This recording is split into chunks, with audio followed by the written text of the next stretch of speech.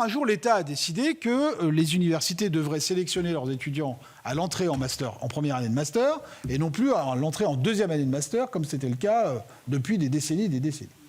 C'est un choix. Certaines universités étaient d'accord, beaucoup d'universités étaient d'accord, d'autres ne l'étaient pas. Nous n'étions pas d'accord avec ce modèle-là. Mais nous avons dit, OK, on y va, tout le monde le fait, il n'y a pas de raison, et on est dans un cycle licence, master. Il n'est pas totalement stupide de sélectionner à l'entrée du deuxième cycle. Mais l'entrée au deuxième cycle, à l'inverse de l'entrée à l'université, ça, on peut considérer, en revanche, que ça relève d'une politique de l'établissement. C'est à l'établissement de définir dans quelles conditions et à quelles conditions il sélectionne, parce que là, on est vraiment dans la sélection, il sélectionne les étudiants dont il accepte qu'ils s'inscrivent en première année. Et ça a été le biais, je crois, originel de mon master.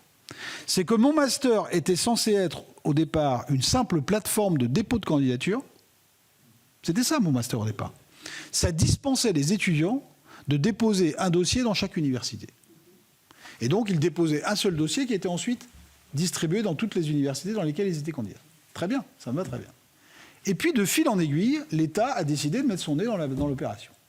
En disant, ah non, il y a des critères que vous ne pouvez pas utiliser. Ça, je vous interdis de le faire. Vous voulez savoir, vous avez un candidat qui est candidat dans 15 masters chez vous, vous n'avez pas le droit de lui demander lequel de ces masters il préfère par rapport aux autres. Et ça, nous, on a essayé de le faire. Hein. Ça a donné lieu à une bataille épique avec le ministère de l'Enseignement supérieur, il y a quelques années, et je ne regrette pas du tout d'avoir mené ce combat, même si, au final, le ministère a modifié le décret pour nous empêcher de faire ce qu'on a fait pendant une année, très bien.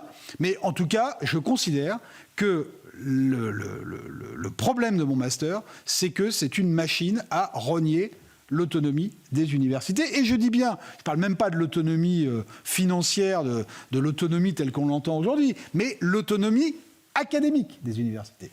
Et si vous me demandez quel est le moyen pour les universités d'assurer l'excellence du service public de l'enseignement supérieur, eh bien c'est justement dès lors que l'on a admis. Après, si on n'admet plus de sélectionner en première année de master, c'est un autre sujet. Mais à partir du moment où on admet de sélectionner les étudiants en première année de master, si on veut garantir l'excellence académique, c'est quand même les universités qui sont les mieux placées pour savoir comment garantir à l'intérieur de leur établissement l'excellence académique.